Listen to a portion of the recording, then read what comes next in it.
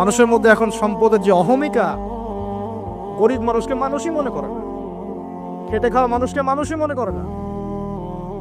রিক্সাওয়ালা, যারা নিম্নবিত্ত, নিম্ন মধ্যবিত্ত, চা বিক্রি করে, পানের দোকান করে, হালাল খায়, কৃষক, এই মানুষগুলোকে এখন বড় লোকের মানুষই মনে করে না। যাকাত তো দেয়ই না, যাকাত তো তার উপরে ছিল ফরজ, ওই যাকাত তো দেয়ই না যে এই খাবার তার কাছে পৌঁছাবে। উল্টা কিভাবে তাদের সম্পদ লুটে বুটে খাওয়া দেয় সেই বোধ। এবার দিলেও যে কত শর্ত, বাপরে বাপ। তো কিছুটা মনের কষ্ট থেকে বললাম কথাগুলো আর কি, যে আসলে আপনি যখন কোরআন এবং সুন্নাহর জ্ঞানী হবেন না, তখন অন্যকে সম্মান দিতে পারবেন না। আমরা বড় বড় স্লোগান দিই যে অমুক অমুকের সেবক, অমুক অমুকের সেবক। আসলে সেবা সত্যিকার অর্থে করছি? আল্লাহ পাক তার রাসূলের মাধ্যমে জানিয়েছেন, এই হাদিসটা একটু শোনেন তারপর সামনে যাই। আল্লাহ পাক তার রাসূলের মাধ্যমে আমাদেরকে জানিয়েছেন, শোনো, আলা কুল্লুকুম রাইন, তোমাদের প্রত্যেকে হচ্ছে দায়িত্বশীল। তোমাদের প্রত্যেকেই দায়িত্বশীল। কেউ পরিবারের দায়িত্বশীল, কেউ ব্যবসা প্রতিষ্ঠানের দায়িত্বশীল, কেউ তোমার চাকরির প্রতিষ্ঠানের দায়িত্বশীল, কেউ সামাজিক দায়িত্বে আছো, কেউ প্রশাসনে, কেউ পররাষ্ট্র ইত্যাদি। তোমাদের প্রত্যেকেই দায়িত্বশীল। কুল্লুকুম রাইন ওয়া কুল্লুকুম মাসউলুন আন রাইয়াতি, এবং তোমাদের প্রত্যেককে যার যার দায়িত্ব সম্পর্কে আল্লাহ কিয়ামতের মাঠে জিজ্ঞাসা করবে। আমরা কি উত্তর দেওয়ার জন্য প্রস্তুত আছি ভাই? সবার আগে আমি দেখি, আমি আমার উপর দায়িত্বশীল না? মনে করেন আমি বা আমাদের মতো যারা আছেন, যারা দায়ী ইলাল্লাহ, আলেম ওলামা, যারা উম্মার জন্য ভালো চিন্তা করেন, জনগণকে পথ দেখানোর চেষ্টা করেন, তাদের উপর সবচেয়ে বড় আমানত হচ্ছে কোরআন এবং হাদিস। তাদের উপর সবচেয়ে বড় আমানতটা কি? কোরআন এবং সুন্নাহ, এই জ্ঞানটাকে সত্যটাকে স্পষ্ট করে দেওয়া, এইটার আলোকে সত্য মিথ্যাকে স্পষ্ট করে দেয়া। কতজন মানুষ এই কাজটা করতেছে? কেউ হিকমার দোহাই পেরে সত্য মিথ্যা স্পষ্ট করে না, কেউ চাকরি চলে যাবে এই ভয়ে সত্য কথা বলে না, কেউ আমার এই হবে সেই হবে কত কি চিন্তা করে সত্যের সাথে মিথ্যা তালগোল পাকায় সময় পার করতেছে। ওয়াজ মাহফিল বাংলাদেশের দিন প্রচারের একটা অন্যতম প্ল্যাটফর্ম।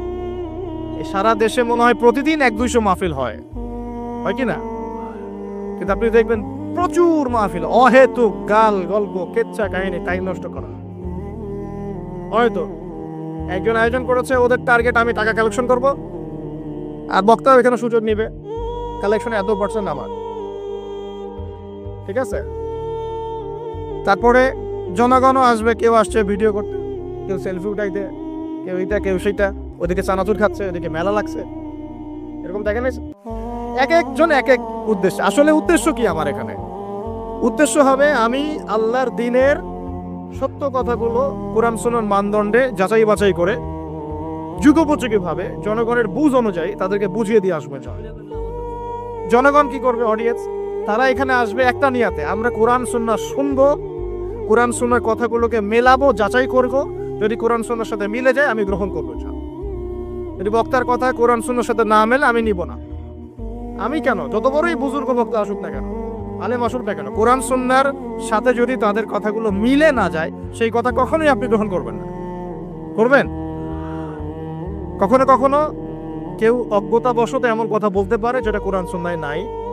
এটা যদি অজ্ঞতাবশত হয়, তাহলে সে জ্ঞান অর্জন করলে আপনাকে শুধরে দিবে ইনশাআল্লাহ। আর যদি কেউ ইচ্ছা করে এগুলো করে, তাহলে আপনার উপর দায়িত্ব হচ্ছে কোরআন সুন্নাহর মানদণ্ডে যাচাই করে তার কথা গ্রহণ করা। এই কাজটাই বা কয়জন করে? শ্রোতাদের মধ্যে অনেকে আসছি বক্তাকে একবার দেখবো, চলে যাও। কেউ আসছে সেলফি উঠাও, কেউ মোবাইলে ছবি তুলবে, কেউ ভিডিও করবে। প্রতিটা কাজের উদ্দেশ্য কি? আমাদের দ্বীনি কাজের উদ্দেশ্য হবে এই কাজগুলোর ওসিলায় পরকালে আল্লাহর নাজাত যেন পাই ইনশাআল্লাহ, এবং দুনিয়াতে আল্লাহর দ্বীন যেন এগিয়ে যায়, উপকৃত হয়। রিজিক, টাকা পয়সা, উন্নয়ন সবকিছু আল্লাহ পাকে দিবে ইনশাআল্লাহ। আল্লাহ দিবেন না? ইসলামপন্থীদের হাতেই সবচেয়ে বেশি রিজিক থাকবে ইনশাআল্লাহ।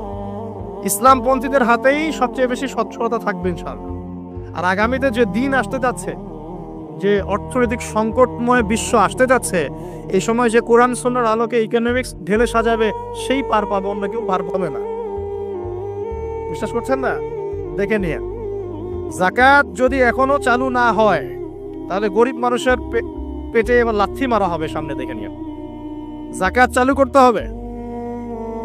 খালি কোটি কোটি টাকা প্রতি মাসে মাসে কামাই করব, যাকাত দিব না, এটা বাদ দিয়ে দেন। যাকাত যে দিবে না সেও বিপদে পড়বে, যাকাত যাকে দেয়া হবে না তারও অর্থনৈতিক মন্দা শুরু হয়ে যাবে। যাকাত আল্লাহ পাক দিয়েছেন কোরআনের। কোরআনের অর্থনীতি মানে যাকাত, কোরআনের অর্থনীতি মানে ব্যবসা, কোরআনের অর্থনীতি মানে সাদাকা, কোরআনের অর্থনীতি মানে কৃষিভিত্তিক অর্থনীতি। এই পুরো বিষয়গুলোর মধ্যে সারা বিশ্বের অর্থনীতি পড়ে যায়। কিন্তু এখন আমরা এগুলো সব না হলেও অনেকগুলো অংশই সরিয়ে দিয়ে সুদ চালু করে এটা দিয়ে খাচ্ছি আর কি। সুদের পরিণাম ধ্বংস হবেই হবে, আজ হোক আর কাল হোক, সুদ ধ্বংস হবেই হবে। সারা দুনিয়া এখন দেখছে যে সুদ কিভাবে ধ্বংস হয়, সারা দুনিয়া এখন দেখছে সুদ কিভাবে ধ্বংস হবে। মনে রাখবেন, এর ফলে শুধু এক শ্রেণীর মানুষই লাভবান হবে। কোন শ্রেণী? যারা বুর্জোয়া শ্রেণী, যারা পুঁজিবাদী শ্রেণী, যারা ধনিক শ্রেণী, যাদের হাতে সম্পত্তি কুণ্ঠিগত থাকবে, এরা হয়তো পার হয়ে যাবে এই দুনিয়াতে। কিন্তু মধ্যবিত্ত শ্রেণী আর নিম্ন মধ্যবিত্ত শ্রেণীর জীবনে এমন দুর্ভোগ নেমে আসবে সামনে, দেখে নিয়েন কি হয়। সুদের পরিণতি হচ্ছে ধ্বংস, সুদের পরিণতি মানেই ধ্বংস। সুদ যখন চালু হবে তখন আল্লাহ পাক কোরআনে বলছেন, ও যে ব্যক্তি সুদ খেলো সে যেন আমার এবং আমার নবীর সাথে যুদ্ধ করলো। এটা বলি তাহলে বুঝবেন। সূরা বাকারায় 279-80 এই আয়াতগুলোর দিকে আছে, 79-80 আল্লাহ পাক বলছেন, ইয়া আইয়ুহাল্লাযীনা আমানু, হে মুমিনগণ, ইত্তাকুল্লাহ, তোমরা আল্লাহকে ভয় করো। আল্লাহর কথা সহজ না? তোমরা আল্লাহকে ভয় করো। ওয়াযারু মা বাকিয়া মিনার রিবা, সুদ ছেড়ে দাও, সুদের অবশিষ্ট অংশ ছেড়ে দাও, মানে সুদ ছেড়ে দাও।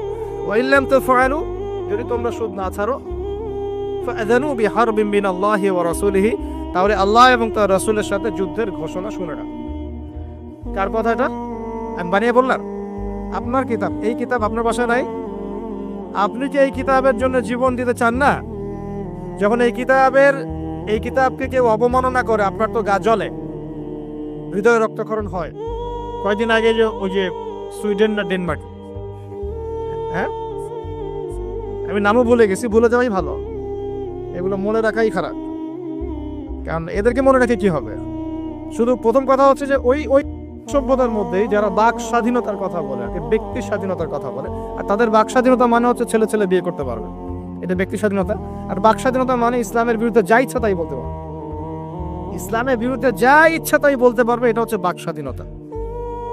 আর আল্লাহ পাকের বিধানের বাইরে যা ইচ্ছা তাই করতে পারবে, মদ খাবে, সুদ খাবে, ঘুষ খাবে, জেনা করবে, পর্নোগ্রাফিতে থাকবে, যা ইচ্ছা করবে, এর নাম হলো ব্যক্তি স্বাধীনতা। এটা ওরা বিশ্বাস করে। তো সেখানে কোরআনকে অবমাননা করেছে, কোরআন পুড়িয়ে দিয়েছে, আপনারা দেখেছেন তো, তখন আপনার খারাপ লাগে নাই? একটু খারাপ লাগে নাই ভাই? কষ্ট হয় নাই?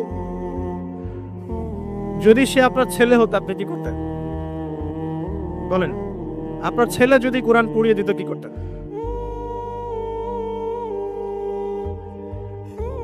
এখন আমাকে বলেন, ওই কোরআনেই আছে সুদ খাওয়া মানে আল্লাহ এবং তার রাসূলের সাথে যুদ্ধ করা। আমি আর আপনি যে মানছি না, এখন আমাদের কি হবে বলেন? সে তো অমুসলিম, কোরআনে কি আছে জানেই না বেচারা। কোরআনের প্রতি অনেক ক্ষোভ, কারণ কোরআন ওদের সমস্ত জাহিলিয়াত অন্যায়ের বিরুদ্ধে কথা বলে। এই জন্য কোরআনকে পুরা দিতে চায় এবং নবীকেও গালিগালাজ করে, তাই না? ইসলামের বিরুদ্ধে দাঁড়া যায়, ইসলামের বিরুদ্ধে ওরা চেষ্টা চালায়, কারণ ওরা জানে না ইসলাম কি, ওরা বোঝে না কোরআন কি, ওরা বোঝে না মুহাম্মদ সাল্লাল্লাহু আলাইহি ওয়াসাল্লাম কে, তিনি কেমন আদর্শ, কেমন মানুষ, তিনি যে পুরো বিশ্বের জন্য রহমত, ওরা তো জানেই না, বোঝেই না। আমরা জানি না? এখন আমরা যে জানি, কিন্তু আমরা যে কোরআন পড়তে জানি না। আমরা তো জানি, কিন্তু আমরা তারপরেও যে কোরআন তেলাওয়াত করতে পারি না, জানার পরেও যে কোরআনের অর্থ কোনোদিন পড়ে দেখলাম না। আরে গত বছর তো অর্থ পড়তে বলেছিলাম যে অর্থগুলো একটু পড়ে দেখেন, বাপরে বাপ, যে ধোয়াটা ধুইলো আমাকে, আমি একদম পরিষ্কার হয়ে গেছি, এমন ধোয়া ধুয়ে দিচ্ছে। কোরআনের অর্থ পড়ার দরকার নয়। আমি কি বলেছিলাম যে কোরআন তেলাওয়াত করলে কোনো নেকি হবে না? কোরআন তেলাওয়াত করলে কোনো নেকি হবে না, এই কথা বলেছিলাম না? বলেছিলাম যে কোরআন তেলাওয়াত শুধু তেলাওয়াত করে গেলে আপনি ভিতরের হক আদায় করতে পারবেন না। কোনটা বলেছে? কোরআনে আপনি সূরা ফাতিহা পড়লেন, কিন্তু সূরা ফাতিহার অর্থ আপনি বুঝলেন না। আপনি কি সূরা ফাতিহার মধ্যে আল্লাহ যা বলেছেন তাকে বুঝতে পারলেন? এই যে আয়াত একটা তেলাওয়াত করলাম, আপনি পড়তে পারলেন, ইয়া আইয়ুহাল্লাযীনা আমানু তাকুল্লাহা وذروا ما بقي من الربا إن كنتم مؤمنين وإن لم تفعلوا فأذنوا بحرب من الله ورسوله. আপনি কি কিছু বুঝলেন? তিলাওয়াত তো করলেন, প্রত্যেক হরফে 10 নেকি হলো, আপনার আমলনামায় প্রত্যেক হরফে 10 নেকি হলো, ঠিক আছে, বুঝলাম, মানলাম, কিন্তু এই আয়াত যে আপনি বুঝতে পারলেন না। এখন আমি যদি বলে দেই আয়াতের অর্থটা এমন, হে মুমিনগণ আল্লাহকে ভয় করো, সুদ ছেড়ে দাও, যদি না ছাড়ো আল্লাহ এবং তার রাসূলের সাথে যুদ্ধের ঘোষণা শুনে রাখো, এবার কি কিছু বুঝতে পারলেন? বুঝতে পারেন নাই? তাহলে অর্থের দরকার নাই ভাই। আর কত সহজ করে বলবো বলেন তো ভাই, আর কত সহজ করে বুঝবো? আমি যে এখন মুসলিম পরিবারে জন্ম নিয়েও যে আমি কোরআন তেলাওয়াত করতে পারছি না, অর্থটা পড়ে দেখছি না, নবীর হাদিসগুলো পড়ছি না, কোরআন রেগুলার একটু তেলাওয়াত পড়ি না, কোরআনের একটু দাওয়াত মানুষকে দেই না, কোরআনের কাজে সাহায্য করছি না, এগুলো কি আমার অপরাধ হচ্ছে না? কে বড় অপরাধী তাহলে, তারা না আমরা? বলেন এবার, এই ওয়াদাটা করতে পারি? প্রথম ওয়াদা করেছেন দরুদ পড়বেন সকালে সন্ধ্যায় 10 বার করে, মনে আছে তো নাকি ভুলে গেছেন? আমাদের মেমোরি তো এখন মাছের মতো, অ্যাকুরিয়ামের মাছ আছে না, মাছের মেমোরি ওখানে ঘোরে কেন সারাদিন জানেন? কারণ ওর memory short time memory loss, মানে ওর মেমোরি এত নিচু স্কেলের, ও মনে করে যে এটা হচ্ছে অনেক বড় সমুদ্র, কোথায় গেল ভুলে গেল, এই যেখান থেকে এই পর্যন্ত গিয়েছে ও ভুলে গেছে কোথায় আসছে, মেমোরি লস। আমাদের কেন জানি আমাদের জাতিটা এরকম হয়ে গেছে, আল্লাহ মাফ করো। একটা ইস্যু আসে, ওইটা নিয়ে একদম মাতামাতি লাগালাম, চলে গেলে ওটা ভুলে যাবে, নতুন ইস্যু, এমনটা হয় না? আচ্ছা, তো আপনারা ওই রকম হয়েন না অন্তত পক্ষে, আল্লাহ পাক তৌফিক দান করুন। তো প্রথমে ওয়াদা করেছেন কি 10 বার করে দরুদ, মনে আছে তো? আচ্ছা, এবার দ্বিতীয় ওয়াদা করেন যে কোরআন যারা তেলাওয়াত করতে জানেন না, আমি অর্থের কথা বলছি না এখন, জাস্ট তেলাওয়াতের কথা বলছি, যারা কোরআন তেলাওয়াত করতে জানেন না, এই যে রমজান মাস সামনে আসছে, এই পুরো রমজান সময় দিলাম বিশুদ্ধ করে কোরআন তেলাওয়াত শিখতে হবে। রাজি আছেন ইনশাআল্লাহ? রাজি আছেন ইনশাআল্লাহ? ওয়াদা করছেন তো? নিয়ত এত দুর্বল কেন? নিয়ত এত দুর্বল কেন? কোরআন তেলাওয়াত শিখতে কি কষ্ট হবে খুব? এটা তেলাওয়াত শেখাটা কি অযথা হবে? কাজে দিবে? কোরআন যে তেলাওয়াত করতে জানে না, কোরআন কি তার পক্ষে সাক্ষী দিবে না বিপক্ষে সাক্ষী দিবে? আর কোরআন যার বিপক্ষে সাক্ষী দিবে সে কি জান্নাতে যাবে? কি মনে হয়, জান্নাতে যাবে? আচ্ছা, তাহলে একটু ওয়াদা করতে পারি ইনশাআল্লাহ, আগামী রমজান শেষ হওয়ার আগেই কোরআন তেলাওয়াত শেষ হওয়া চাই ইনশাআল্লাহ। পারা যাবে ইনশাআল্লাহ? যে ফজিলত বলি, প্রত্যেক হরফে 10 নেকি পাবেন ইনশাআল্লাহ, প্রত্যেক হরফে 10 নেকি। কোরআনে কতগুলো হরফ আছে জানেন? এটা আয়াত, হরফ মানে অক্ষর, আর আয়াতও 6666টা নাই, 6666টা আয়াত কোরআনে নাই, বাসায় কি গুনে দেখে, কোরআনে আয়াত আছে 6234টা, 6236টা, বাসায় কি গুনে দেখে। 2, কোরআনের শব্দ আছে 77,800টা, শব্দ বুঝি, ওয়ার্ডস 77,800টা, এটা হলো শব্দ সংখ্যা। আর অক্ষর প্রায় 5 থেকে 6 লক্ষ অক্ষর আছে, 5 থেকে 6 লক্ষ অক্ষর আছে। প্রত্যেক হরফে 10টা করে যদি নেকি হয়, একবার বিশুদ্ধ করে কোরআন খতম দিলে কত নেকি হবে বলেন? কত হবে? কয়েক কোটি তো হবে নাকি ইনশাআল্লাহ? হবে তো নাকি? আল্লাহ পাক আমাদের সবাইকে বিশুদ্ধ করে কোরআন তেলাওয়াত করার তৌফিক এনায়েত করুন, বলি আমিন। আমিন। এখন যারা আমরা কোরআন তেলাওয়াত করতে জানি, হাফেজ আছি বা কোরআন করতে পারি মাশাআল্লাহ, তারা কি একটু ওয়াদা করতে পারি যে এই রমজান মাসে আলিফ লাম মিম থেকে শুরু করে মিনাল জিন্নাতি ওয়ান নাস পর্যন্ত 114টা সূরার অর্থ পড়ে দেখবো ইনশাআল্লাহ? কারা কারা কোরআন তেলাওয়াত করতে জানেন হাত তুলে দেখি একটু, মাশাআল্লাহ, শুকরিয়া, জাযাকুমুল্লাহ, অনেকেই জানেন মাশাআল্লাহ, হাত নামান। যারা জানি, আমরা এবার ওয়াদা করলাম, নিয়াত করলাম ইনশাআল্লাহ তাআলা এই রমজান মাস শেষ হওয়ার আগেই, আমরা এখন থেকে শুরু করব, রমজান শেষ হওয়ার আগেই আল কোরআনের 114 সূরা মানে 30টা পারা, প্রতিদিন 1 পারা করে, প্রতিদিন 1 পারা করে 30টা রোজায় 30 পারার অর্থ পড়ে শেষ করবো ইনশাআল্লাহ তাআলা। রাজি আছেন ইনশাআল্লাহ? দেখেন, কোরআনের অর্থ না পড়লে আপনি আল্লাহ আপনাকে যা বলতে চেয়েছেন সেটা আপনি বুঝতে পারবেন না। বুঝতে পারবেন? উদাহরণ দিই ছোট্ট করে, খেয়াল করেন। মনে করেন আপনি প্রবাসী, আপনার স্ত্রী থাকে দেশে, আপনার স্ত্রীর সাথে আপনার দেখা সাক্ষাৎ খুব কম হয়, দেখা সাক্ষাৎ হয় না বললে চলে। খুব আপনি কাজের কারণে ওখানে থাকছেন, মাঝে মাঝে আসছেন যাচ্ছেন। এখন স্ত্রী আপনাকে একটা মেসেজ পাঠিয়েছে ফোনে, স্ত্রী আপনাকে একটা 1 পৃষ্ঠার মেসেজ পাঠিয়েছে, আর মেসেজটা পাঠিয়েছে স্ত্রী ইংরেজি ভাষায়। কোন ভাষায় ভাই? আর আপনি বেচারা ইংরেজি বোঝেন না, আপনি ইংরেজি বোঝেন না, আপনি ইংরেজি রিডিংটাও করতে পারছেন না যে সে বলেছে আই লাভ ইউ, এতটুকু আপনি পড়তে পারছেন না, কারণ আপনি কোনোদিনও ইংরেজি পড়েন নাই। এটা যে আই, এটা যে এল, এটা ও, এটা ভি, এটা ই, এটা আপনি বুঝতে পারছেন না, কারণ আপনি ইংরেজি জানেনই না। মনে করেন এখন স্ত্রীর এই ভালোবাসাপূর্ণ মেসেজটা আপনি কি পড়তে পারবেন? আচ্ছা, তাহলে পড়তেও পারলেন না। এখন যদি পড়তে পারতেন, কমসে কম পড়তে পারতেন, তাহলে কি হতো? অর্থটা আপনি বোঝার চেষ্টা করতেন নাকি? অর্থটা বোঝার চেষ্টা করতেন। হ্যাঁ, স্ত্রী বলেছে আমি খুব ভালো নাই, আপনার কথা মনে পড়ছে, সন্তানরা আপনাকে মিস করে, এগুলো সে ইংরেজিতে লিখেছে, ইংরেজি ভাষায় লিখেছে। আর আপনি ইংরেজি ভাষা পারেন না, অর্থটা বোঝেন না। তার লেখাগুলো হয়তো আপনি টুকটাক একটু পড়তে পারছেন, হ্যাঁ, কিন্তু আপনি কি তার অর্থটা উঠাতে পারবেন? অর্থ যদি উঠাতে না পারেন, স্ত্রী যে এত প্রেম ভালোবাসা মহব্বতের সাথে একটা চিঠি লিখলো আপনাকে, আপনি কি সেই চিঠির হক আদায় করতে পারলেন? এবার আপনি বোঝেন আল্লাহ রাব্বুল আলামিন আমাদেরকে এই দুনিয়াতে সফল হওয়ার জন্য আর পরকালে জান্নাত পাওয়ার জন্য এই কোরআনটা নাযিল করেছেন। আল্লাহ পাক কার পক্ষ থেকে এই মেসেজটা পাঠিয়েছেন? তার নবীর মাধ্যমে, যে তোমরা যেন দুনিয়ায় সফল হতে পারো, দুনিয়ায় কিভাবে চলবে, কিভাবে খাবে, কিভাবে নামাজ পড়বে, কিভাবে সমাজকে ডিল করবে, কিভাবে পরিবার চালাবে, কিভাবে রাষ্ট্র চালাবে ইত্যাদি সব কিছু আল্লাহ পাক এই কিতাবের মধ্যে নাজিল করে নামিয়ে দিলেন রাসূল সাল্লাল্লাহু আলাইহি ওয়াসাল্লামের কাছে, তিনি আমাদের সবাইকে জানিয়ে দিলেন। আর বেচারা আমি যদি এই ভাষাও না বুঝি আর এটা পড়তেও না জানি, আমি কি আল্লাহ পাকের সেই মহব্বতের হক আদায় করতে পারবো? এটাই হলো আমাদের উম্মার এখন সবচেয়ে বড় সমস্যা। আমরা আল্লাহ পাকের কিতাবের হক আদায় করতে পারি না। কেমন করে পারবো? কিতাব তো পড়তেই পারি না। আর অনেকে মনে করে এই কিতাব আমার পড়ার দরকার নেই, আলেম ওলামারা পড়লেই হবে, তাই না? এমন মানসিকতা আছে না? আরে ভাই আমার এত বুঝি না, আমি সাধারণ মুসলমান, হ্যাঁ, আমার এত সময় নাই, পরিবার আছে, ব্যবসা আছে, আমি খালি হাইয়া আলাস সালাহ বললে মসজিদে যাব, ব্যাস বাসায় চলে আসবো। এরকম মুসলমান দিয়ে আল্লাহর জমিনে আল্লাহর দ্বীন প্রতিষ্ঠা হবে না।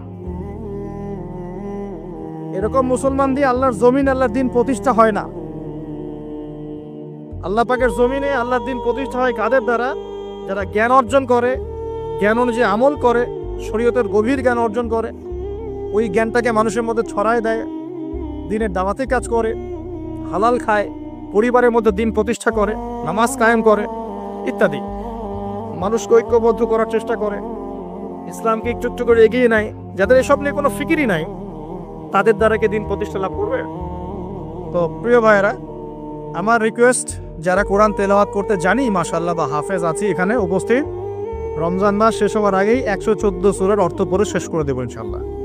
রাজি আছেন ইনশাআল্লাহ? আল্লাহ পাক আমাকে সবার আগে আমাকে তৌফিক দান করুন, এরপর আপনাদের সবাইকে তৌফিক দান করুন। কয়টা কথা করলেন আজকে? মনে আছে তো? আচ্ছা, 10টা ওয়াদা নিব আপনাদের কাছে ইনশাআল্লাহ। 4 নাম্বার হচ্ছে, আমার সাথে ওয়াদা করেন, এই যে মেরাজের রাত চলে গেল, যদিও ভাই তারিখটা নিয়ে অনেক পক্ষে বিপক্ষে কথা আছে, একদম স্পেসিফিকলি এটা বলা খুব ডিফিকাল্ট যে এই রাতেই হয়েছিল। 27 রজব করেন না, 27 রজব পড়েন না, এই রাতেই হয়েছিল, স্পেসিফিকলি একদম 100% নিশ্চিত করে বলাটা ডিফিকাল্ট। কারণ কোরআনে বা সুন্নায় কোথাও এই তারিখটা মেনশন করা নেই। বড় বড় আলেমদেরকে জিজ্ঞাসা করি, কোরআনে এবং সুন্নায় কোনো জায়গায় তারিখটা মেনশন করা নাই। যেমন আমরা বলি লাইলাতুল কদর রমজান মাসের শেষ দশকে, বলি না লাইলাতুল কদর কখন? রমজানের শেষ দশকের বিজোর রাতে, তাই না? রমজানের শেষ দশকের 21, 23, 25, 27, 29 যে কোনো একটা রাত হবে লাইলাতুল কদর, এটা আমরা জানি। কিন্তু এইভাবে করে সবে মেরাজ কিন্তু বলা নাই কোথাও, এটা ঐতিহাসিক ঘটনা।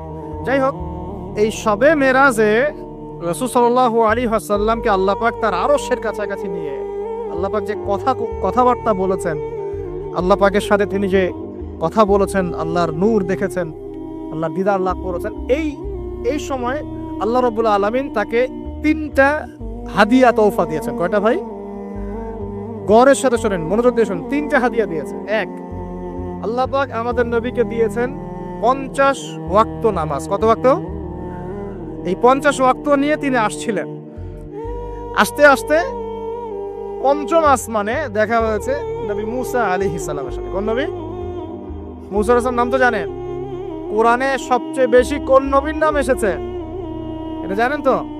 হয়তো অনেকে জানতেন না। কোরআনে কিন্তু সবচেয়ে বেশি আমাদের নবীর নাম আসে না।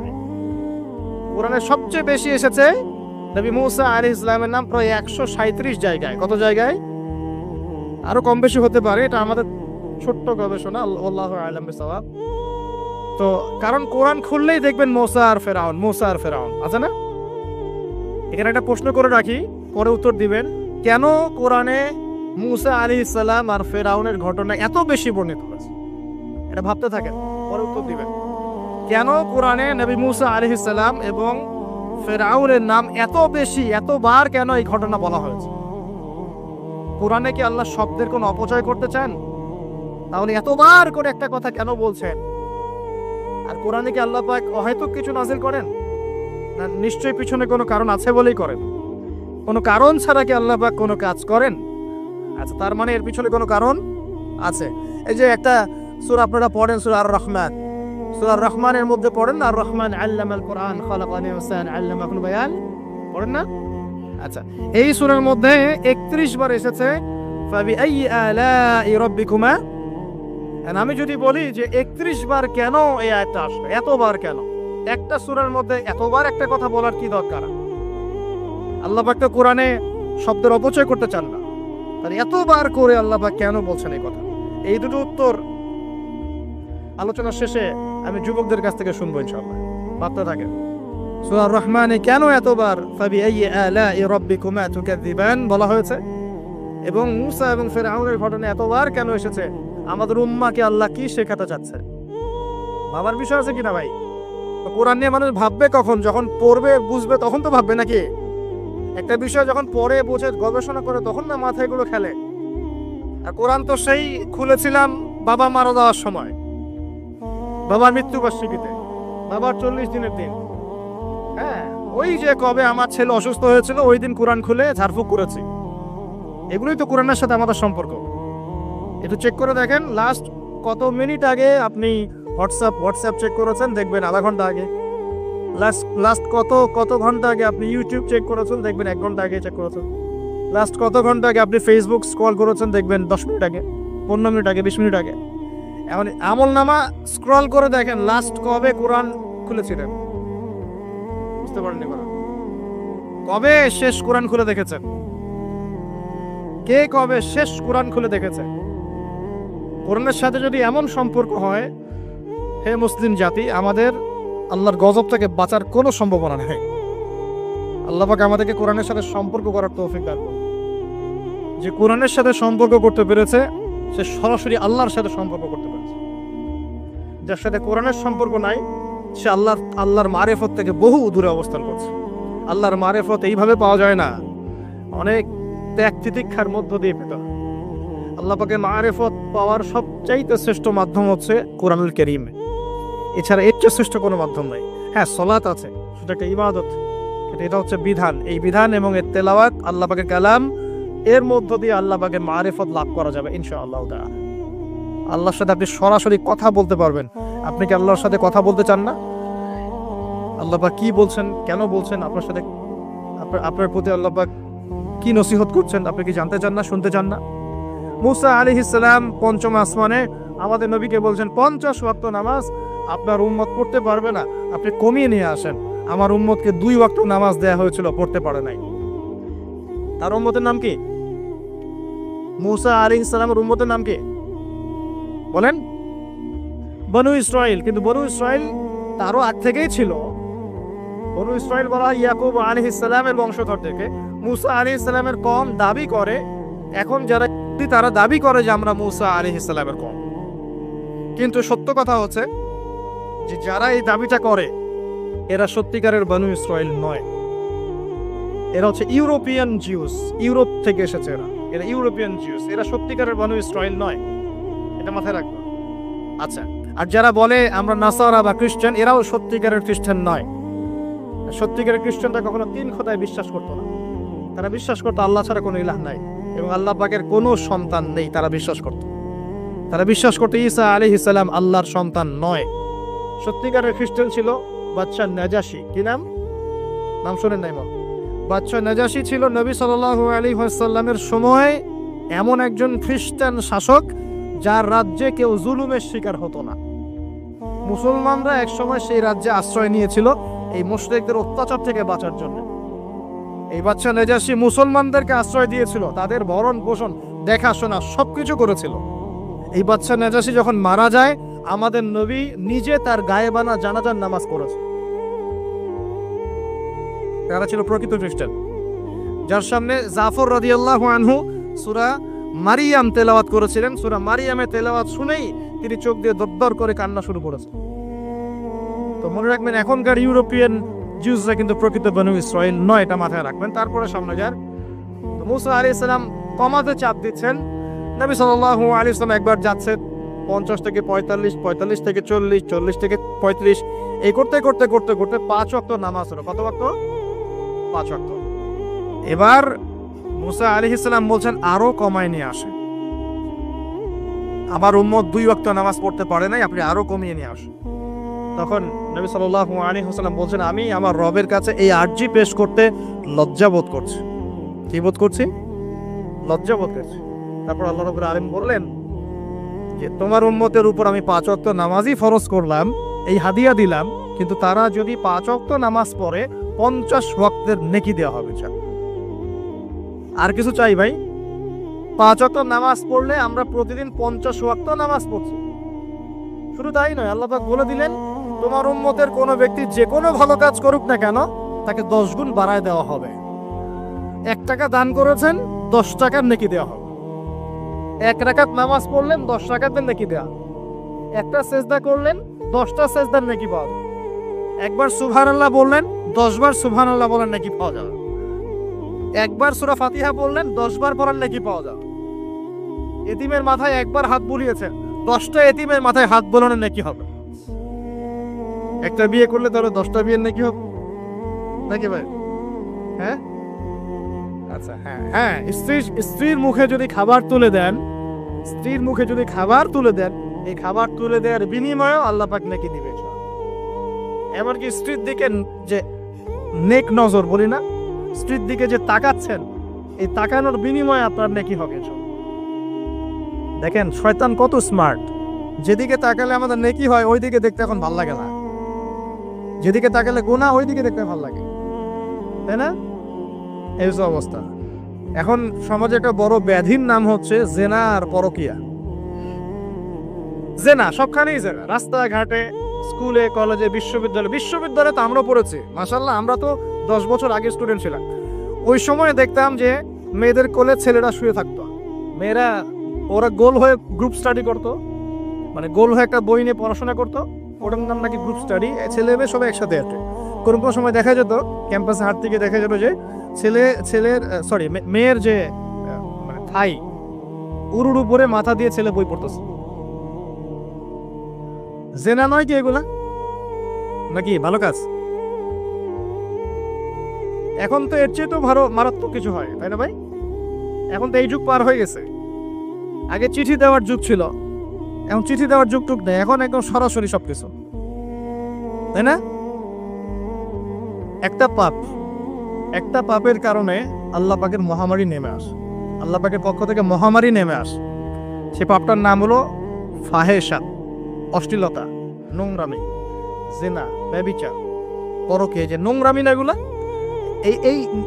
এই পাপগুলোর কারণে আল্লাহর পক্ষ থেকে এমন এমন রোগ ব্যাধির জন্ম হয় যে রোগগুলো আগে বিশ্বের মধ্যে ছিল না।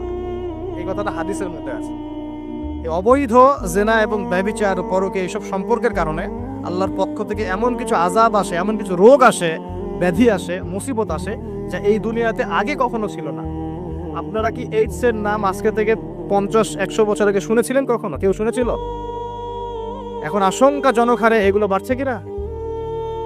কোনো চিকিৎসা আছে এগুলোর? তাহলে মনে করছেন এগুলো কি আল্লাহর পক্ষ থেকে আযাব না? আল্লাহর আযাব না এগুলা? আমরা এখন এমন একটা জায়গায় চলে আসছি, আসলে কি বলবো, এখনকার নিউজগুলো এমন যে কোনো জায়গায় কোনো ক্ষেত্রে দেখা যায় যে বৈধ সম্পর্ক যেগুলো আছে না, বৈধ সম্পর্ক মাহরাম, এই মাহরামদের মধ্যেও অবৈধ যৌন সম্পর্ক চলতেছে। এগুলো পেপার পত্রিকায় আসে, এগুলো দেখা যায়, অনলাইন ঢুকলে দেখা যায়। আল্লাহ পাক আমাদের সবাইকে চরিত্র পবিত্র রাখার তৌফিক দান করুন। ভাই চরিত্র পবিত্র রাখার জন্য একটা আমি পরামর্শ দিই, নিজেকে ভালো কাজে ব্যস্ত রাখেন। নিজেকে ভালো কাজে ব্যস্ত রাখেন, সেটা সামাজিক কাজও হতে পারে। সমাজ কল্যাণমূলক কাজ করেন না, জনসেবা করেন, মানুষের সেবা করেন, মানুষের কাছে থাকেন, সোশ্যাল ওয়ার্ক করেন। এই যে অ্যাসোসিয়েশন আছে না কিছু সামাজিক, নন পলিটিক্যাল, নন প্রফিটেবল কিছু ফাউন্ডেশন থাকে না, মানুষের কল্যাণে কাজ করেন। ইফতারের প্রজেক্ট করেন সামনে, ঠিক আছে? তারপরে শীত বস্ত্র হয়, তারপরে যে ত্রাণ রিলিফ, মানে মানুষের কল্যাণ, বৃক্ষরোপণের কাজ, তারপরে আপনার এই যে রক্তদান কর্মসূচি, এই টাইপের যে ভালো ভালো কাজ, সমাজ কল্যাণমূলক কাজ, এই সমাজ কল্যাণমূলক কাজগুলো করলেও মনটা বড় হবে। ভালো কাজে ব্যস্ত থাকবেন, আপনি দেখবেন মাথার মধ্যে শয়তানি নাই। যখন মানুষের কাজ নাই, সারাদিন অলস বসে থাকে, মাথার মধ্যে দুনিয়ার শয়তানি ঘোরাফেরা করতে থাকে। আল্লাহ পাক আমাদের সবাইকে ভালো কাজের সাথে থাকার তৌফিক দান করুন এবং ভালো কাজে একে অপরকে সহযোগিতা করার তৌফিক দান। ইনশাআল্লাহ এই রমজান মাস আসার আগে আমরা আরেকটা ভালো কাজ করার চেষ্টা করব ইনশাআল্লাহ। সেটা হলো রমজান মাসে সাধারণত নিত্য প্রয়োজনীয় দ্রব্যের দামগুলো বেড়ে যায়, কি না? এটা তো হয় সাধারণত। কি কি কারণে হয় সেটা আমি পরে একদিন আলোচনা করবো। এই কারণগুলো আমাদেরকে দূর করতে হবে, আল্লাহ পাক তৌফিক দান করুন। কিন্তু সাধারণত দেখা যায় রমজান মাসের দামগুলো বৃদ্ধি পায়, তখন মধ্যবিত্ত এবং নিম্ন মধ্যবিত্ত শ্রেণীর চরম দুর্ভোগ দেখা দেয়। তার অনেকেই দেখা যায় লোক লজ্জায় মানুষের কাছে হাত পাততে পারে না, কাউকে বলতে পারে না, কিন্তু ওদের ঘরে অভাব থেকে যায়। কোনো সময় দেখা যায় ইফতার করতে বসে তারা বদদোয়া করতে থাকে, ইফতার করতে বসে বদদোয়া করতে থাকে, আল্লাহ কি চলছে, কিভাবে খাবো, কিভাবে পড়বো, আল্লাহ তুমি দেখো, তুমি ছাড়া দেখার কেউ নাই, এগুলো বলতে থাকে। আমরা রমজান মাস আসার আগে একটা ভালো কাজ করার নিয়াত করি, আল্লাহ পাক তৌফিক দান করুন। আমাদের মধ্যে যারা সামর্থ্যবান আছি, আমাদের মধ্যে যারা সামর্থ্যবান, খেয়ে পরে বাঁচতে পারি 3 বেলা, আমরা আমাদের রমজান মাসের বাজার তো করবো, পাশাপাশি চেষ্টা করব প্রত্যেক ভাই অন্তত একটা করে পরিবারের দায়িত্ব নেওয়ার জন্য। পারবেন তো ইনশাল্লাহ?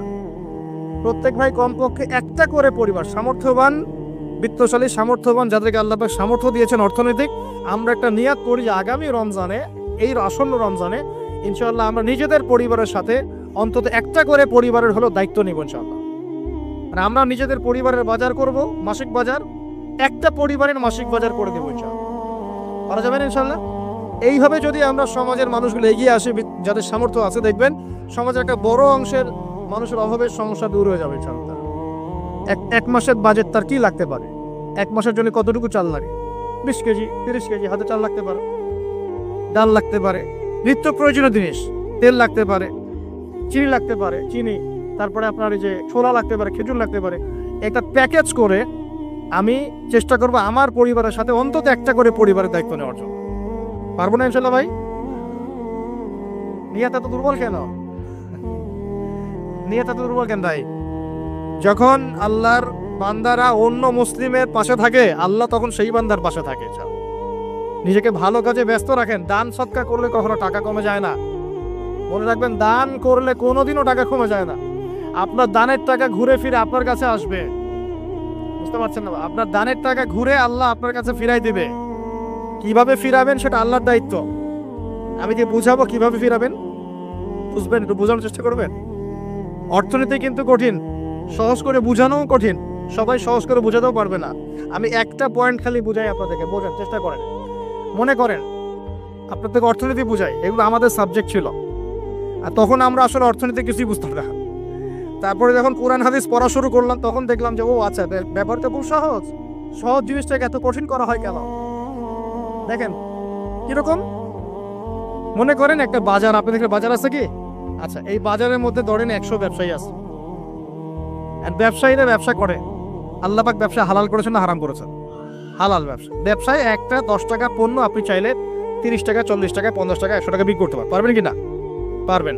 মার্কেটের একটা ফিক্সড প্রাইস থাকে, মার্কেট প্রাইস, এটাকে বলে মার্কেট প্রাইস, যে একটা দাম নির্ধারণ করা হয় যে আমরা এই দামে সব সেল করবো, তাই না?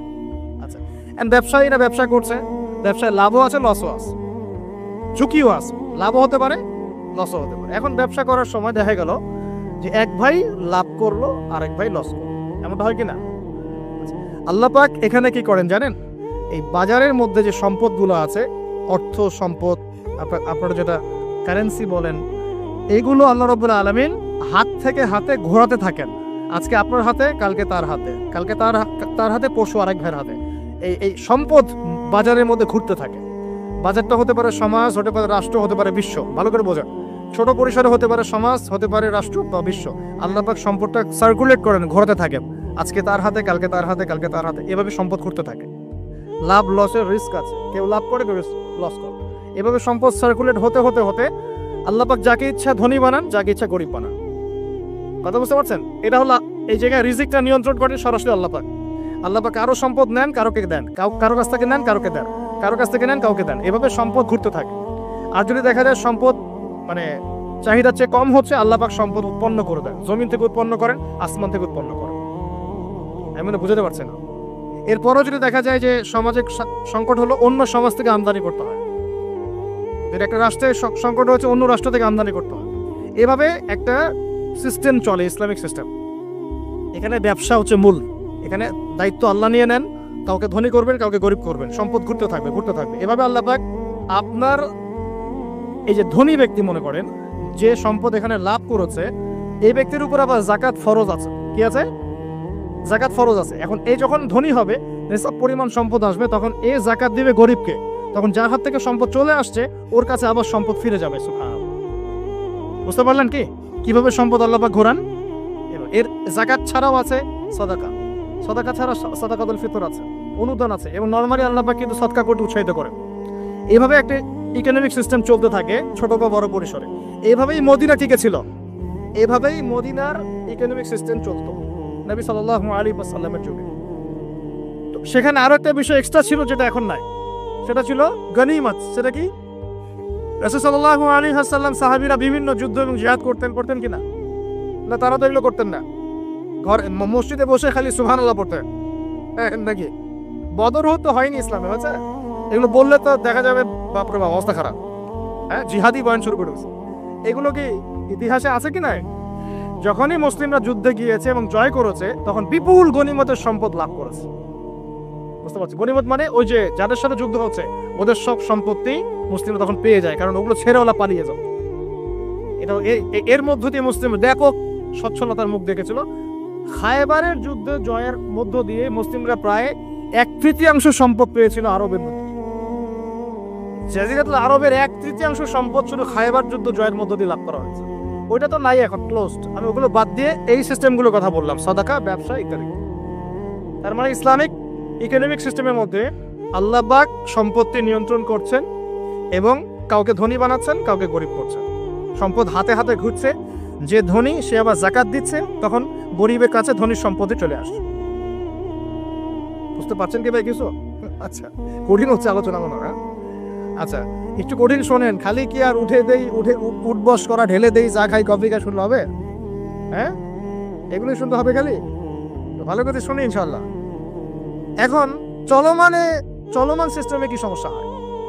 যখন আপনি ব্যবসাটাকে গুটিয়ে নিয়ে সুদটাকে প্রাধান্য দিচ্ছেন, মানে সুদের মধ্যে কি লাভ লস দুটা রিস্ক আছে, ঝুঁকি আছে কোনো? সুদে আপনি যখন খান, আপনি কি বলেন ঠিক আছে আমি 100 টাকা নিলাম, ব্যবসায় লাভ হলে আমি দিব 50%, লস হলে 50%। এটা তো সুদ না, এটা তো সুদ না, এটা কি সুদ? যখন আপনি বলেন যে আমি 100 দিয়েছি, আমাকে 110 দেওয়া লাগবে, 100 দিয়েছি আমাকে 110ই দেওয়া লাগবে, আপনি তো লসের রিস্ক নিবেন না। নিবেন? সুদখোর কি লসের ঝুঁকি নিবে নাকি লাভের শর্তে টাকা দিবে? এখন যখন আপনি লাভ লসের ঝুঁকি নিচ্ছেন না, তখন একজন লাভ করে একজন লস করার কোনো সিস্টেম বাজারে থাকছে না। তখন সম্পদ ধনিক শ্রেণীর হাতে কঞ্জীবিত হচ্ছে, তারা আস্তে আস্তে ধনী হতে থাকবে, গরিবরা আস্তে আস্তে গরিব হতে থাকবে। আবার জাকাত দিবে না, তখন ওই সম্পদ আবার গরিবের কাছেও ফিরে আসবে না। এভাবে সুদের মধ্য দিয়ে সম্পদ সংকীর্ণ হয়ে যায়, একদম একটা মার্কেট, সমাজ, রাষ্ট্র ম্যাসাকার অবস্থা, দেউলিয়া হয়ে চলবে। একটা একটা করে কথা বলেছিলাম, ফলেছিল কি অর্থনীতির কথাগুলো? পাকিস্তানের কথা ফলেছে? পাকিস্তানের সামনে আরো ভয়াবহ পরিণতি আছে। আর এগুলো থেকে শিক্ষা না নিতে পারলে আমাদের সামনে ক্ষতি আছে। এগুলো বলবেই বাকে, বোঝাবেই বাকে। আর আল্লাহ পাক আমাদের কথা গ্রহণ করার মানসিকতা দান করুন। কমপক্ষে কথাগুলো শুনে একটু যাচাই করার তৌফিক আল্লাহ দান করুন। যাচাই করার পর যদি দেখা যায় যে হ্যাঁ ঠিকই বলেছে ছেলেটা, বা কম কিছুটা হলেও ঠিক বলেছে, ওইটুকু অন্তত গ্রহণ করার তৌফিক আল্লাহ দান করুন। একবারে যদি নেগলেক্ট করে দূর এসব করা শোনারই দরকার নাই, তাহলে তার কিছু হইল না। সমস্যা নাই, আমাদের কাজ কি? ফাযাক্কির ইন্নামা আনতা মুযাক্কির। আল্লাহ পাক আল্লাহর দ্বীনের দায়ীদের দায়িত্ব দিয়েছে, তোমরা উপদেশ দিবে, তোমরা শুধু উপদেশদাতা। লাস্তা আলাইহিম বিমুসাইতির, কারো প্রতি তোমরা দারোগা নাও, চাপ দিয়ে মানাতে হবে এই দায়িত্ব তোমাকে দেওয়া হয়নি। জাস্ট বলে দিয়ে চলে আসবে সামনে। ফাযাক্কির নাফাআতিয যিকরা, তুমি উপদেশ দিবে হে নবী। সায়াযাক্কারু মান ইয়াখশা, যে উপদেশ গ্রহণ করবে সে শীঘ্রই গ্রহণ করবে, যে আল্লাহকে ভয় করে সে শীঘ্রই উপদেশ গ্রহণ করবে ইনশাআল্লাহ। ওটা প্রিয় ভাইরা, তো এখনকার চলমান বিশ্বের ইকোনমিটা হচ্ছে সুদ ভিত্তিক। এই কারণেই ইকোনমিক সমস্যাগুলো, মন্দাগুলা, স্যাংশনগুলা, করাপশনগুলা, এগুলো সুযোগ থেকে যায়। আদারওয়াইজ ইসলামিক ইকোনমিক সিস্টেম পরিপূর্ণরূপে থাকলে এই সমস্যাগুলো হতো না। রমজান মাসে ওয়াদা নাম্বার 5, কয়টা ওয়াদা করছেন এই পর্যন্ত ভাই? 4টা। ওয়াদা নাম্বার 5 হচ্ছে রমজান মাসে যার যার জাকাত ফরজ হয়, জাকাত অবশ্যই জাকাত আদায় করে দিবেন ইনশাআল্লাহ। করবেন কি না? আপনারা কি মনে করেন যে নামাজই খালি ফরজ, জাকাত ফরজ না? জাকাত ফরজ না? যে কেউ যদি মনে করে নামাজ ফরজ, জাকাত ফরজ না, সে ব্যক্তি কাফের। হ্যাঁ, আমার ফতোয়া না, যে কোনো আলেমকে জিজ্ঞাসা করেন না, যে কোনো মাযহাবের আলেমকে জিজ্ঞাসা করেন, যে কোনো মাযহাবের। মান ফাররাকা বাইনা সলাতি ওয়াজ যাকাত, যে ব্যক্তি সালাত এবং যাকাতের মধ্যে পার্থক্য করে সে ব্যক্তি মুসলিম মিল্লাত থেকে খারিজ হয়ে যাবে। আবু বকর সিদ্দিক রাদিয়াল্লাহু আনহুর যুগে কিছু মানুষ যাকাত দিত না, দিতে চায় নাই। আবু বকর সিদ্দিকের মতো নরম মানুষ কত না, নরম মানুষ নামাজে দাঁড়ালেই ঝরঝর করে কান্না শুরু করেন, নরম মনের মানুষ, তিনি যাকাত অস্বীকারীদের বিরুদ্ধে যুদ্ধ করলেন। ইতিহাস পড়ে দেখেন। তারপরে তারা ভয়ে যাকাত দেওয়া শুরু করল। একজনের বিরুদ্ধে অ্যাকশন নেওয়া হয়েছে, বাকিরা ভয়ে যাকাত দেওয়া শুরু করেছে। রাষ্ট্রীয় কোষাগার সমৃদ্ধ হলো। মুসলিমরা ওই সময় সুদের মধ্য দিয়ে রাষ্ট্রীয় কোষাগার বৃদ্ধি করত। যাকাত ছিল, গনিমত ছিল, সাদাকা ছিল, ব্যবসা ছিল, কৃষি ছিল, এইগুলোর মধ্যে দিয়ে তারা সমৃদ্ধ হতো। আর এই সমৃদ্ধি দিয়ে আমরা প্রায় 1200 বছর বিশ্ব শাসন করেছি। কত বছর? 1200 বছর আমরা বিশ্ব শাসন করেছি। আর এখন আমাদেরকে চাইতে হয়, লোন দেন, এই করেন, সেই করেন। আমাদেরকে নিচের হাত হইতে হয়েছে, নিচের হাত। কি লজ্জা আমাদেরকে নিচের হাত হতে হয়েছে, ওরা এখন উপরের হাত। ওরা আমাদেরকে এখন অনুদান দেয়, আবার সুদের শর্ত দিয়ে দিবে। তারপর তো IMF বুঝবেন না, ওইটাতে আমি যাচ্ছি না। এমন কিছু শর্ত দিবে যেটা রাষ্ট্রের গলা দড়ি চিপে রেখে দিবে।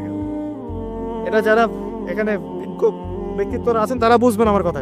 গলার মধ্যে দড়ি দিয়ে ফাঁস লাগিয়ে রেখে দিবে, এর নাম লোন দেওয়া। গলায় দড়ি দিয়ে ফাঁস ধরে রেখে দিবে, এর নাম লোন দেওয়া। দিবি না মানে টান দিয়ে নিয়ে নিবে। তারপর শ্রীলঙ্কা বানায় রেখে দিবে একেবারে। শ্রীলঙ্কা এমনি হয়েছে নাকি? ওর গলায় আগে রশি পরাইছে, নে তুই নে, এগুলো সব নে। রশি আস্তে আস্তে টান দিছে দিয়ে এক পর্যায়ে যখন দেখছে এ তো আর আমার কিছু শোধ করতে পারবে না, টান দিয়ে সব নিয়ে দেউলিয়া শেষ। শিক্ষা বিশ্ব বুঝতে হবে, কোরআন সুন্নাহ আল্লাহ পাক শুধু এই যে ঝাড়ফুঁক করার জন্য আর তাবিজ করার জন্য, হ্যাঁ, শুধু বরকত নেওয়ার জন্যই নাজিল করেন নাই। কোরআন এবং সুন্নাহ আল্লাহ পাক নাজিল করেছেন যাতে কোরআন সুন্নাহ দিয়ে আমরা চলমান সমাজের, বিশ্বের সমস্ত সমস্যাগুলোর সমাধান খুঁজে বের করতে পারি।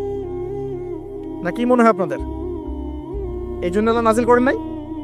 আমি একটা আয়াত বলি তাহলে বুঝবেন। আল্লাহ বলেছে সূরা নাহল আয়াত নাম্বার 89, সূরা নাহল আয়াত নাম্বার 89 আল্লাহ পাক বলছেন বিসমিল্লাহির রহমানির রহিম, ওয়া নাযালনা আলাইকাল কিতাব, হে নবী আমি আপনার প্রতি এমন একটা কিতাব নাজিল করে দিয়েছি, মানে কোরআন, তিবিয়ানান লিকুল্লি শাই, যে কিতাব প্রতিটা বিষয়কে ব্যাখ্যা করবে ইনশাআল্লাহ। ব্যাখ্যা করে কিনা? কোরআন প্রতিটা বিষয়কে ব্যাখ্যা করে কিনা? ওয়া হুদান, এবং কোরআন হবে আমাদের জন্য হেদায়াত, মানে পথ নির্দেশ, গাইডেন্স। ও রাহমাতান, এবং আল্লাহর পক্ষ থেকে রহমত, দয়া। ও বুশরা লিল মুসলিমিন, আর মুসলমান জাতির জন্য এই কোরআন হচ্ছে সুসংবাদ। বলি সুবহানাল্লাহ। তাই কোরআন যদি পড়ি না, বুঝি না, আমল করি না, তাহলে এর সমাধান কেমন করে বের করব? আল্লাহ পাক আমাদেরকে এমন ওলামায়ে কেরাম দান করুন, এমন প্রজন্ম দান করুন, এমন যুব সমাজ দান করুন, এমন নেতৃত্ব দান করুন যারা কোরআন এবং সুন্নাহর জ্ঞান দিয়ে পুরো বিশ্বটাকে শাসন করতে পারবে ইনশাআল্লাহ। আল্লাহ পাক, আমি দোয়া করি আল্লাহ পাক আমাদের ঊর্ধ্বতন কর্তৃপক্ষ সহ সবাইকে এমন হেদায়েত দান করুন যে হেদায়েতের আলোকে তারা কোরআন সুন্নাহর কাছে এমনভাবে আত্মসমর্পণ করবে যে ওই হেদায়েতের আলো নিয়ে, ওই আলোর মশাল নিয়ে ইনশাআল্লাহ বিশ্বটা জয় করবে ইনশাআল্লাহ। এমন প্রজন্ম আসবে ইনশাআল্লাহ। যদি এই এস্টিমেশনগুলা যতদিন পর্যন্ত না মুসলমানরা এই বিশ্বটাকে আবার শাসন না করছে, বিশ্বাস করলেন না, আমরা এখন হতাশ। প্রিয় ভাইরা, কিভাবে সম্ভব হবে? আগে তো আমাদের সবাইকে জ্ঞান অর্জন করতে হবে নাকি? তাহলে আমরা নিয়াত করতে পারি কি, 7 নম্বর ওয়াদা করতে পারি যে আমরা সবাই কোরআন এবং সুন্নাহর ইলমটা অর্জন করব ইনশাআল্লাহ। কমপক্ষে বেসিক কিছু জ্ঞান অর্জন করব ইনশাআল্লাহ। আমি বলছি না যে সবাইকে মুফতি হওয়া লাগবে, সবাইকে দায়ী হতে হবে, সবাইকে একদম মুফাসসির হতে হবে, এটা জরুরি না, এটা মানুষ পারবেও না। কিন্তু কমপক্ষে ইসলামের বেসিক জিনিসগুলো কি আমরা শিখতে পারি না ভাই? এটা শেখার জন্য কি খুব কষ্ট করতে হবে? আল্লাহ পাক আমাদের সবাইকে খাস নিয়াত করার তৌফিক দান করুন, খালেস নিয়াত করার তৌফিক দান করুন। দ্বীনের জ্ঞান অর্জন আল্লাহ পাক ফরজ করেছেন ভাই। দ্বীনের জ্ঞান অর্জন করা মুস্তাহাব বিষয় নয়, নফল কিছু নয়। তালাবুল ইলমি ফরিদা আলা কুল্লি মুসলিম, প্রত্যেক মুসলমানের উপরেই দ্বীনের ইলম অর্জন করাটা ফরজ। এটা কি নফল? আমরা নিজেরা অর্জন করব, আমাদের সন্তানদেরকে শেখাবো, মা বোনদেরকেও শেখাবো ইনশাআল্লাহ। মা বোনদেরকে শেখানো লাগবে না ভাই? খালি চুলাই ঠেলবে সারা জীবন? নাকি দ্বীনের কিছু জ্ঞান অর্জন করাতে হবে? নাকি করাতে হবে না? আল্লাহ পাক আমাদের সবাইকে আদর্শ ইসলামিক পরিবার দান করুন বলিয়া। যে কথা বলতে গিয়ে এসেছি গভীরে চলে গেছিলাম। আপনারা যাকাত দিয়েন রমজান মাসে, আল্লাহর ওয়াস্তে যাকাতগুলো দিয়ে দিয়েন এবং আল্লাহর ওয়াস্তে একটু ওয়াদা করেন, আর যাই করেন অর্থনৈতিক জীবনে সুদের সাথে সম্পৃক্ত হয়েন না। হবে? সুদের পাপ কি? নিজের মায়ের সাথে জেনা করা। এই হাদিস কেউ শোনায় নাই ভাই? সুদের পাপের 70টা বা 73টা শাখা আছে। তার সবচেয়ে উঁচুটা আমি বলেছি কোরআন থেকে, আল্লাহ এবং তার রাসূলের সাথে যুদ্ধ করা। সবচেয়ে নিচের পাপটা কি জানেন? সবচেয়ে নিচের পাপ হচ্ছে নিজের মাকে বিয়ে করা। নাউযুবিল্লাহ। নিজের মাকে কেউ বিয়ে করে? এর চাইতেও জঘন্য কাজ হলো সুদ খাওয়া, কারণ সুদের মধ্য দিয়ে মানুষের রক্তকে চুষে খাওয়া হয়। আর মেরাজের রাতে যখন নবী সাল্লাল্লাহু আলাইহি ওয়াসাল্লাম, যে মেরাজের কথা বলছিলাম, তিনি আল্লাহর সাথে সাক্ষাৎ করতে গিয়েছিলেন, তখন জাহান্নামের অনেক আযাব তিনি দেখেছেন। আর কিছু প্রশ্ন করতে পারে মানুষ যে জাহান্নাম কি তাহলে আগে তৈরি হয়ে আছে, আযাব কি এই সেই, এইগুলো অ্যান্সার দেওয়ার জন্য আরেকটা লেকচার লাগবে। মনে রাখবেন, সময় এর নিয়ন্ত্রণ আল্লাহর হাতে। আমাদের কাছে অতীত, বর্তমান, ভবিষ্যৎ এই বিষয়গুলো আছে, আমাদের টাইম ফ্রেমের মধ্যে এটা আছে। আল্লাহ পাকের কাছে এইভাবে সময় না যে অতীত একটা, এটা বর্তমান, এটা ভবিষ্যৎ। সবকিছু আল্লাহর সামনে, সবকিছু। আমরা যেখানে ঘুরি, এই সৌরজগতে আমরা ঘুরছি, এই যে ওয়াজ করছি যখন আমরা, এখনো জমিনটা ঘুরছে কিনা? আমাদেরকে নিয়ে পৃথিবী ঘুরছে শূন্যের মধ্যেই। সুবহানাল্লাহ বলেন। আমাদেরকে নিয়ে পৃথিবী এখনো এই মুহূর্তেও শূন্যের মধ্যে ঘুরছে, আসমানে ঘুরছে কিনা? আমরা কি টের পাচ্ছি? টের পাচ্ছি না। সূর্য উঠছে, আমাদের কাছে মনে হয় যে একটা দিন আসলো, ডুবলো, একটা রাত হয়ে গেল। যদি আল্লাহ পাক পৃথিবীর ঘোরার গতিটাকে কমায় দেন, তাহলে কি হবে জানেন? দিন রাত লম্বা হয়ে যাবে। বুঝলেন? এবং আল্লাহ পাক যদি এই যে আমরা ঘুরছি মনে করেন এভাবে, আল্লাহ যদি গতিটাকে কমায় দেন, আস্তে আস্তে ঘোরে, তাহলে দিন রাত লম্বা হয়ে যাবে। বিজ্ঞানীরা বলে, এটা বিজ্ঞানীদের কথা, এটা আমার কথা না, বিজ্ঞানীরা বলে তখন আমাদের দাড়ি চুলও নাকি পাকবে না, বয়স হলে কি পারবে না। ওটা ওদের থটস, এটা আমাদের থটস না। আলোর বেগে যদি মানুষ মহাবিশ্বে, মহাকাশে সফর করতে পারে, আলোর বেগের চেয়ে বেশি বেগে, এখনকার সায়েন্সরা বলে, ওরাই বলে যে মানুষ তখন ফিউচারে চলে যেতে পারে, ভবিষ্যতে যেতে পারে, আলোর বেগে যদি সফর করতে পারে। এটা ওদের কথা, আমরা এইসবে আলোচনা যাচ্ছি না। আমি বলছি সময়ের নিয়ন্ত্রণ কার হাতে? আল্লাহর হাতে। বারজাখ বলে একটা জগৎ আল্লাহ তৈরি করেছেন। কি নাম? বারজাখ। এই জগৎটা হচ্ছে আমাদের দুনিয়ার জগৎ আর জান্নাত জাহান্নামের যে কিয়ামতের দিন, এর মাঝখানের একটা জায়গা। এখানে ইল্লিন আর সিজ্জিন দুটো স্তর আছে, একটা নাম ইল্লিন, একটা সিজ্জিন। এই দুনিয়ার নেককার মানুষ যারা, তাদের আত্মাগুলোকে আল্লাহ পাক এই যে ইল্লিনে নিয়ে গিয়ে রেখে দেন, আর দুনিয়াতে যারা পাপী পাপাচারী তাদের আত্মাগুলোকে আল্লাহ পাক সিজ্জিনে রেখে দেন। এই যে কবরের যে আযাব, যে আমরা একটা কথা বলি, এটা আযাব বলে রুহের আযাব। কিসের আযাব? রুহ। দেহ তো আপনার নাই, ওখানে দেহ আছে? দেহ তো পচে গেছে, গলে গেছে, তাহলে আযাবটা কিসের? রুহের। বুঝাচ্ছি, আমি এই পড়াশোনাটা করেছি ইমাম গাজ্জালী রাহিমাহুল্লাহর বই থেকে। এত গভীর মানে লেখা, মানে ধরতে গেলেও মনে হয় যে একটা লাইন 10 বার পড়তে হচ্ছে। একটা এক্সাম্পল দিয়ে তিনি বুঝাচ্ছেন এভাবে। তিনি বলছেন এটা একটা উদাহরণ মাত্র, এটাই প্রকৃত ব্যাখ্যা না, একটা উদাহরণ মাত্র। বোঝানোর চেষ্টা করছেন তিনি এভাবে যে আমরা যখন ঘুমাই, অনেকে ভালো স্বপ্ন দেখেন না? ভালো স্বপ্ন দেখে আপনার কাছে ভালো লাগছে, খুব মজা লাগছে না? স্বপ্নের মধ্যে আপনি কি ভালো ফিল করছেন, মাশাআল্লাহ ভালো লাগছে, উঠছেন ফিরছেন খাচ্ছেন। যখন কোনো খুব ভালো আপনি একটা স্বপ্ন দেখেন, আপনার কিন্তু ভালো লাগে। আপনি স্বপ্নে ঘুমন্ত অবস্থাতেই আপনি স্বপ্নে বাস্তবের ফিলিংস পাচ্ছেন, এমন হয় না? আল্লাহ পাক যদি আপনাকে স্বপ্নের মধ্যে রেখে দেন ধরেন 1 বছর 1.5 বছর 2 বছর, তার মানে 1-2 বছর আপনি স্বপ্নের মধ্যেই বাস্তবের ভালো লাগার ফিলিংসটা পেতে থাকবেন, কিন্তু আপনি ঘুমিয়ে আছেন। বাহির থেকে আমি আপনাকে দেখছি যে আপনি ঘুমিয়ে আছেন, আপনি ঘুমন্ত অবস্থাতেও ভালো স্বপ্ন দেখেই ভালো ফিল করছেন। তিনি বোঝাচ্ছেন, উদাহরণ দিয়ে বোঝাচ্ছেন, এটা কিন্তু ব্যাখ্যা নয়, জাস্ট একটা বোঝাচ্ছেন উদাহরণ দিয়ে। আল্লাহ পাক যখন শহীদদের রূহগুলোকে জান্নাতে রেখে দেন, জান্নাতে তারা এইভাবে রূহগুলো ঘুরতে থাকে, ফল ফলাদি খেতে থাকে, পাখির মধ্যে রূহ দিয়ে দেন, সবুজ পাখি, এই পাখি উঠতে থাকে, তারা ভালো ফিল করতে থাকে। ওই হায়াতটাকে আল্লাহ পাক তাদের কাছে বাস্তব বানিয়ে দিয়েছেন। কথা বুঝতে পারছেন? ওই হায়াতটাকে আল্লাহ পাক তাদের কাছে বাস্তব বানিয়ে দিয়েছেন। তাদের কাছে মনে হচ্ছে এটাই বাস্তব, এটাই জগৎ। আল্লাহ চাইলে করতে পারেন না? একটা ঘুমন্ত মানুষকে যদি আল্লাহ করতে পারেন, তাহলে শহীদদের ব্যাপারে করতে পারেন না? পারেন। আবার ধরেন একজন মানুষ পাপাচারী, আপনি কখনো কখনো স্বপ্ন দেখেছেন, ভয়ের স্বপ্ন, আটকে উঠছেন, শ্বাস বন্ধ হয়ে যাচ্ছে, এমন হয়নি অনেকদিন? আর হবে তো বেশি, কারণ কানে তো হেডফোন দিয়ে গান শোনেন, আর হেডফোন কানে দিয়ে ঘুমান, এফএম শুনতে শুনতে ঘুমান, এই কি করতে করতে ঘুমান। ঘুমানোর আগে তো দোয়া কালাম নাই, দোয়া কালাম মাসনুন দোয়া কালাম তো নাই, সূরা মুলক নাই, সূরা বাকারা শেষের আয়াত নাই, ইত্যাদি নাই, পবিত্রতা নাই, বিছান ছাড়েন না, লাইটস অফ করেন না। আপনার সুন্নত মাফিক তো ঘুমাচ্ছি না। ঘুমানোর কতগুলো সুন্নত জানেন? ঘুমানোরই কত সুন্নত আছে।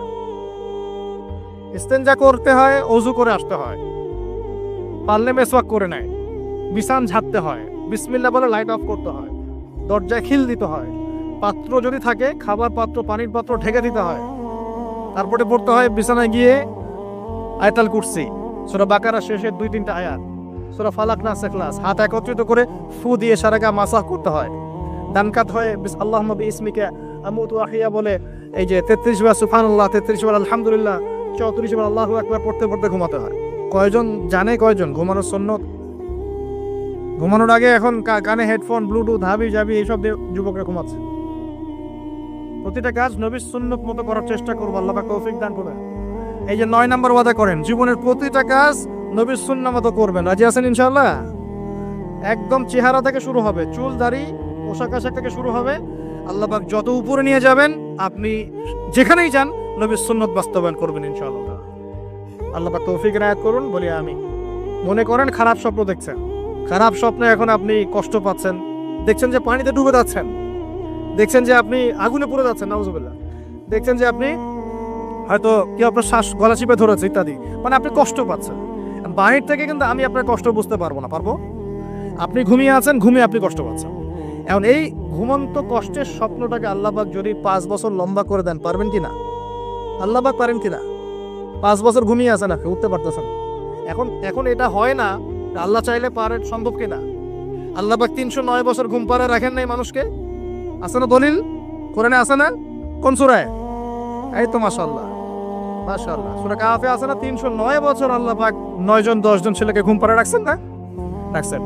তো এখন মনে করেন যে আল্লাহ পাক আপনাকে ওই কষ্টের আযাবটাকে লম্বা করে দিলেন, কষ্টের ওই স্বপ্নটাকে লম্বা করে, তাহলে আপনি কিন্তু ঘুমের মধ্যে কষ্ট ফিল করবেন। এখন কবরে যদি আল্লাহ পাক বারজাকের জীবনে সিজ্জিনে কিছু আত্মাকে রেখে আত্মাগুলোকে আযাব দেন, এবং ওইটাকেই যদি তাদের কাছে বাস্তব ফিল দিয়ে দেন, তাহলে কি তার আযাব পাবে না? অনেক ব্যাখ্যা আছে, যেগুলো নিয়ে আলাদা লেকচার দেওয়া লাগে।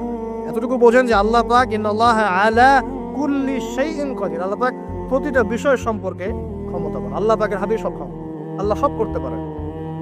যে আল্লাহ পাক আমাকে শ্বাস নেয়ার ক্ষমতা দিচ্ছেন, নিঃশ্বাস নিচ্ছি, একটা নিঃশ্বাসের দাম কি অন্য কেউ দিতে পারবে? যে আল্লাহ পাক এনভায়রনমেন্ট, বায়ুমণ্ডলের মধ্যে নাইট্রোজেন গ্যাস দিয়ে দিয়েছেন, এই গ্যাস কি কে দিয়ে, অন্য কেউ দিয়েছে? যে আল্লাহ পাক শ্বাস নেয়ার জায়গা দিয়েছেন, আমাদের হার্ট পাম্প করছে, জন্মের সময় থেকে পাম্প করছে, এখন পর্যন্ত থামে নাই, একদিন 1 মিনিটের জন্য থেমে গেলেই শেষ। এটা কে চালু করে রেখেছে? যে আল্লাহ এত কিছু করতে পারেন, সেই আল্লাহর পক্ষে নবী সাল্লাল্লাহু আলাইহি ওয়াসাল্লামকে তার কাছে নিয়ে যাওয়া, এই আযাবগুলো দেখানো এমন কঠিন কিছু? এগুলো নিয়েও এখন মানুষ প্রশ্ন তোলে। তো এখানে নবীজি অনেকগুলো শাস্তি দেখেছেন, তার মধ্যে একই পাপের কারণে তিনটা শাস্তি দেখেছেন। কয়টা ভাই? এই সেই বিখ্যাত পাপের নামটাই হচ্ছে সুদ। কি নাম সেই পাপের? একবার দেখেছেন কিছু লোককে রক্তের নদীতে ফেলে দিয়ে মাথা ফাটিয়ে দেওয়া হয়েছে। জিজ্ঞাসা করলেন এরা কারা? জিবরাইল আলাইহিস সালাম বলছেন এরা আপনার উম্মতের সেই সব ব্যক্তি যারা সুদখোর ছিল। রক্তের নদী কেন? কারণ রক্ত চুষে খাইতো তারা মানুষ। মাথা কেন ফাটাই দেওয়া হচ্ছে? কারণ এই মাথা দিয়ে বলেছিল ইন্নামাল বাইউ মিসলু রিবা, ব্যবসা সুদ একই জিনিস। এই শয়তানি মাথা থেকে বেরোছে, এই কারণে মাথা ফাটিয়ে দেয়। আর একটা শাস্তি দেখেছেন, তারা পাথর খাচ্ছে, পাথর, বড় বড় পাথর খাচ্ছে, পিছনের রাস্তা দিয়ে পাথর বের হয়ে যাচ্ছে। জিজ্ঞাসা করলেন কাদের কি কারণে শাস্তি দেওয়া হচ্ছে? জিবরাইল আলাইহিস সালাম বললেন এটাও সুদের কারণে। 3 নম্বরটা দেখেছেন তিনি, যে কিছু মানুষ শুয়ে আছে আর এই পেটটা, এই বাড়ি, আমাদের বাড়ি যেমন উঁচু, বাড়ির মতো উঁচু হয়ে আছে পেটটা, আর পেটের ভিতরে অজগরের মতো বড় বড় সাপ কিলবিল কিলবিল করছে। এই 3টা শাস্তি তিনি দেখেছেন। দেখে জিবরাইল আলাইহিস সালামকে বলছেন এই 3টা শাস্তি কি কারণে? 3টার ক্ষেত্রেই জিবরাইল আলাইহিস সালাম বলেছেন সুদের কারণে, সুদের কারণে, সুদের কারণে। আল্লাহ পাক আমাদেরকে হেফাজত কবুলিয়া।